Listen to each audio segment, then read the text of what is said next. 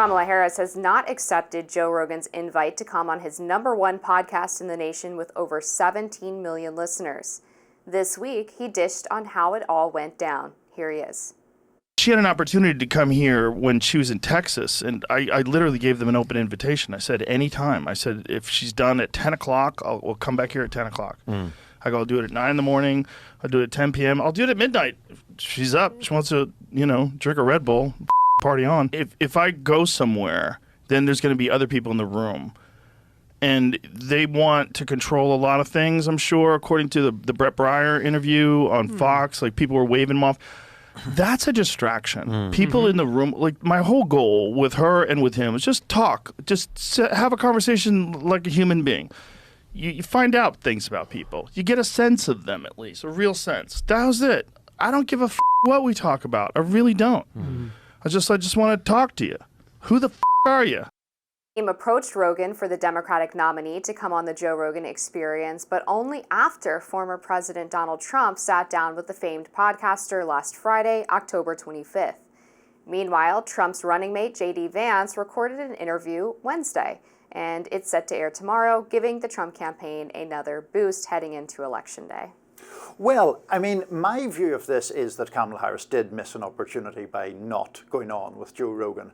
Joe Rogan's podcast with Donald Trump on YouTube alone has 41 million views right now. I don't know really why you would turn down an audience of that size unless you were convinced it was going to be completely skewed against you. Now, you can argue, I think, that Rogan's views probably have more in common with the right than the left, although, of course, he did endorse Bernie Sanders back in 2020. But to me, it's a missed opportunity. I think the dispute or the argument as to whether Rogan should go to her or not, that you can debate that either way. I think he could have gone to her, but I take his point about people in the room. We've all, sadly not getting 41 million viewers, but we've all done interviews where there's like a comms person or a PR person sitting in the room, and it does make, I think, for a less revealing interview than would otherwise happen. Yeah, I think that's true, and it is telling as well that she only reached out to Rogan's team after he was doing the Trump interview, because if I recall correctly, there were actually reports that she was in talks to do the interview before Trump was confirmed. And he's saying, no. Actually, she reached out after we were already confirmed to be doing the Trump interview, which shows she was cognizant of how powerful of an interview that this could potentially be. But I mean, you asked the question, why wouldn't she do it? And I mean, to me, the answer is obvious. I don't think she can. They tried to negotiate only doing an hour, which everybody knows. If you watch Joe Rogan regularly, it's 2, 3, sometimes even 4-hour episodes, because he does not want to be limited on time. He likes to get deep into topics. He likes to cover a lot of ground. And I don't buy her excuse, or I guess the implied excuse that he would be tough on her. That's not really his style. He likes to just ask his guests questions and let them talk, and he'll push back occasionally if he feels like they're not answering.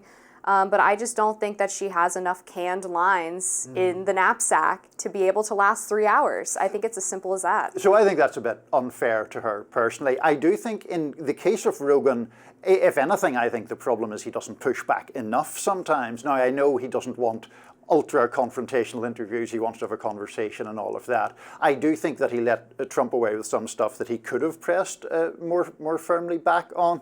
But in relation to Harris, I tend to think it's not that she can't do it, I don't think. I think it's that the campaign is risk averse. So when I remember being on this show talking about Trump's interview with Rogan, and my point is, in a 3-hour conversation, people are not expecting you to be word perfect or to give every single answer, that there can be no ambiguity or you never mess up the phrasing. People are looking for a sense of you as a person. And that's why I think she should have done it. It seems to me that her campaign is reluctant because they are just too wary of one moment going viral that maybe doesn't show her in a great light. I think you should accept that risk for the payoff of reaching a huge audience and giving them that greater sense of you as a person, because in polling it would appear to be a significant problem for Harris that even though she's been vice president for several years, a lot of voters, at least in the middle ground, don't really feel they know who she is in an authentic way. Yeah, and I wonder if it's just her campaign advisors or if she also is risk averse, right? I mean, some of the criticism of her from her opponents has been that she is indecisive, that she doesn't have, it seems, firm principles that she stands on. And this kind of goes back to the policy shift from 2019 to 2024, where she hasn't still to this day really fully explained why her positions have changed so wildly. She has said that she doesn't support things that she did in 2019, but hasn't really talked about this massive political evolution that would be required to get there. And so sitting down with Joe Rogan for this long period of time might force her to get into those things when she doesn't want to.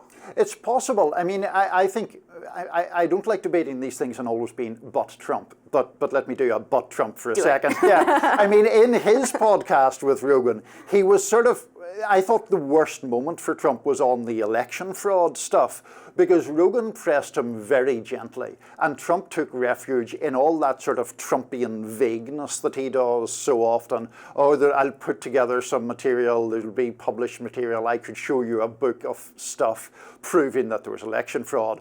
That has not ever been proven. He has continued to make these false claims about it. Now, did that damage Trump badly? Probably not, because probably enough people watched the interview either in full or in part, drew other messages from it, thought that it was good that Trump went on with Rogan in the first place.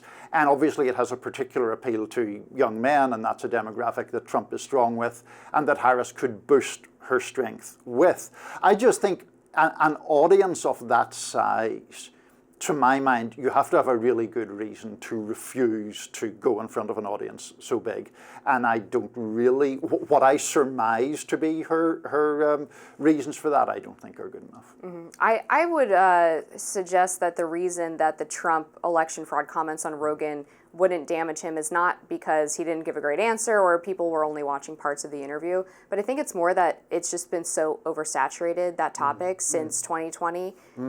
It's been really hammered to death, and so he can get away with vagueness at this point because his campaign has already suffered whatever I think damage they would get from that issue, just by the nature of the fact that it's been dragged out for so long. His aides have talked about it, his lawyers have talked about it, it's been litigated in the courts to an extent. So for him in 2024 to be asked about it for the millionth time, I don't think voters are like, oh my gosh, he gave a bad answer on this question I've been hearing about for 4 years. I think you could be right, and electorally you definitely could be right. My question is that issue reanimated because Trump is now putting other stuff into the ether about rather hazily grounded allegations of some sort of chicanery this time around? Yeah, that's a good question. We shall see. We shall. All right, we're going to leave it there. We'll be back with more on Rising after this.